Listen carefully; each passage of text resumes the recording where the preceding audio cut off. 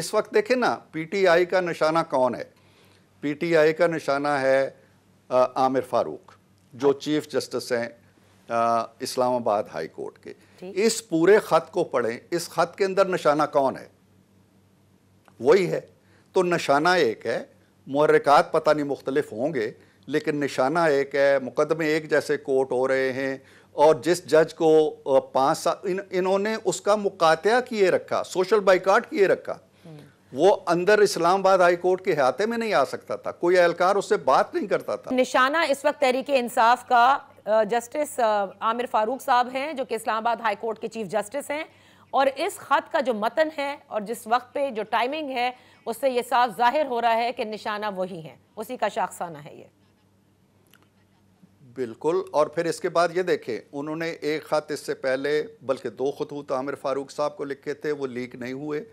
उन्होंने एक ख़त चीफ जस्टिस सुप्रीम कोर्ट को लिखा, वो लीक नहीं हुआ। उन्होंने मुलाकातें की, वो लीक नहीं हुई।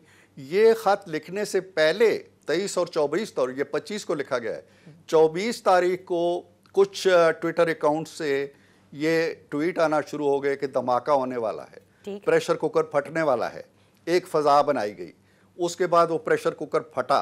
उसके फटने के कोई 50 सेकंड के बाद, 50 मिनट के बाद जो ब्रीफिंग देता है अमेरिका का फॉरेन ऑफिस की जो ब्रीफिंग होती है, उसमें ये सवाल उठता है। और वो सवाल इंटरसेप्ट का जो नुमाइंदा है वो करता है। और ये इंटरसेप्ट का नुमाइंदा वही है जिसने खान साहब से यहाँ इंटरव्यू किया, उसके बाद उसने पूरा साइफर अपने उस मैगजीन में छाप दिया।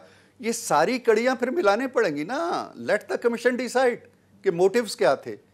अब ऐसा क्या, और आप देखें साइफर का केस हाई कोर्ट में लगा हुआ है, इसी high court if you have this in background, if you and the government, उनके जहन में अगर ये है पहले से कि जी ये निशाना बनाया जा रहा था, ये 6 जज साहिबान जिन्होंने खत लिखा है वो एक तरह से चीफ जस्टिस ऑफ पाकिस्तान को, chief justice of Islamabad high court को निशाना बनाए हुए हैं, इसके पीछे तहरीक इंसाफ है, तो फिर किस किस्म की इंक्वायरी होगी?